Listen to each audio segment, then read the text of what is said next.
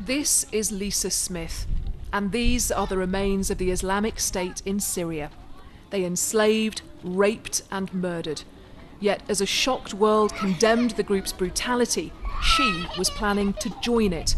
Despite all evidence to the contrary, she claimed what she was seeing was propaganda, and she didn't believe it.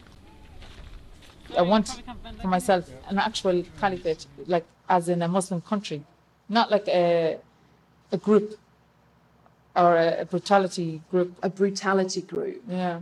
Do you accept now that that's what the Islamic State was? Yeah, I think there was a lot of brutality in it, you know. She says a decade in the Irish Army and Air Corps left her depressed, lost in drink and drugs and searching for answers. For her, they lay in radical Islam. People who did that, the murders, the raping and the enslavement of the Yazidi women, should they pay for that? I can't answer because I don't know. And I don't know who's telling the truth and who's lying. So you think that when I explain these things to you that I might be lying? I'm not saying that you might be lying. I'm saying I don't know. I have to see the sides of the two stories. I actually have to hear the truth on both sides and then you can make a decision, you know? Lisa Smith wasn't an impressionable teenager when she entered the caliphate. 33 years old, she divorced her Tunisian husband because he refused to join Islamic State alongside her. A big plane came and just right beside the Madafa I was in, boom, boom, boom, big bombs, you know. I was shaking, you know. I was like, what is this, you know? I didn't realize that this was going to be like this, you know. I didn't think it was going to be bombs. Lisa Smith isn't being treated as a prisoner. She's being held with her daughter in a camp for IS women and children. But she told me she's been visited more than once by the FBI for questioning, and they've taken her fingerprints and DNA. Can you understand it? Because you're clearly an intelligent woman, yeah. Got a military background.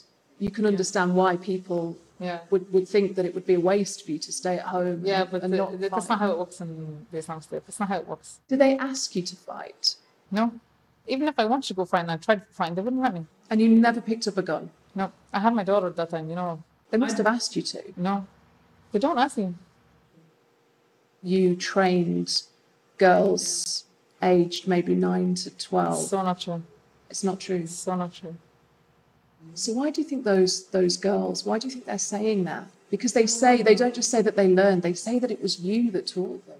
Bring these girls to my face when we all sit here and they can see my face and we'd speak and we will see the truth. Why do you think they're saying that about you? I don't know. Do you think it's the military background? No, because not a lot of people actually know I was in the military. We do know she associated with the so-called White Widow Sally Jones. She and her husband Junaid Hussein radicalised others to join Islamic State and plan attacks. Both are dead. Those who survived are now in limbo. One thing that everybody wants here, and nobody has, is information. Information about what happens next, information about when or even if they get to go home. And the reason is that no government has the same policy as any other. There is no standard across the board. I've been stopped by a British woman already this morning. A German lady peered out of her tent and said, when do I get to go home? But the fact is, they aren't answers that right now anybody has. I'm not like a terrorist. I'm not out to kill anyone.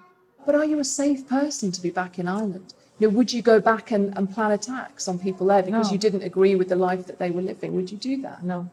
If you ask me, am I going to hurt anyone? No. Have I any intentions to do anything? No. I'm just interested in trying to bring my daughter up and get her educated. I don't even think I'm radicalized, you know. All I know is I just came to an Islamic State and it failed. So at the beginning, I didn't come to kill anyone. And when I was there, I didn't kill anyone. And when I go home, I'm not going to kill anyone. I just think I'm the same, you know. We don't know for sure what she did or didn't do here. But joining the caliphate means that her daughter is now one child among thousands trying to navigate an uncertain future. They are the innocent casualties of their parents' murderous ideology.